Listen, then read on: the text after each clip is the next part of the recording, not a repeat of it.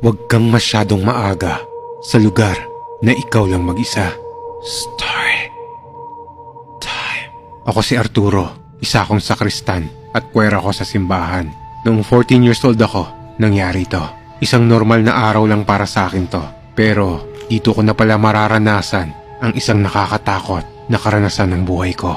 Alauna ng tanghali to at sarado na ulit ang simbahan ng mga oras na to dahil katatapos lang ng misa ng alas 12 ng tanghali. Pero ako, pumasok na ako ng simbahan para mag-practice ng kanta na kakantahin at tutugtugin ko para sa misa mamayang alas 5 ng hapon. Habang nagpa-practice ako, nakita ko na may nakapila na isang babae sa may kumpisalan.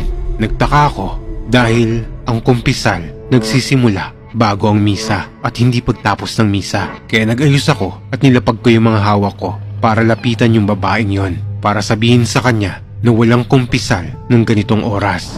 Pero nung paglingon ko para lapitan ko yon, nagulat ako dahil biglang nawala yon. Inisip ko na baka nasa gilid lang siya ng kumpisalan nakapwesto. Kaya lumapit ako doon para tingnan kung nandun nga yon sa may gilid o baka umalis na yon. Pero nung malapit na ako sa kumpisalan, nagtaka ako kasi nakabukas yung ilaw ng kumpisalan ng kwarto kung saan pumapasok ang mga pare. Nagulat ako nang biglang bumukas ang pinto ng kumpisalan at dahan-dahang may lumalabas na isang pare doon. Pero ang nakikita ko pa lang ng mga oras na to ay yung kasuotan ng pare na yon. Pero laking gulat ko nang paglabas nun, bumungad sa akin ang buong anyo nun.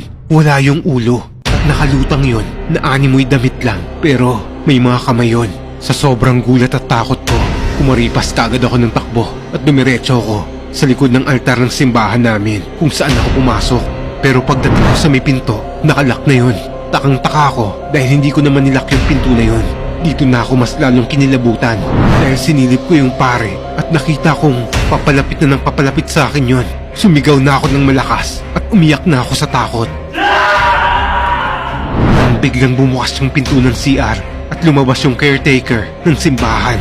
Nilapitan ako nun, nagulat at tinanong ako nun ng, "Hoy, ano nangyari? Bakit ka sumisigaw at umiiyak dyan?" Kinuwento ko sa kanya yung nakita ko.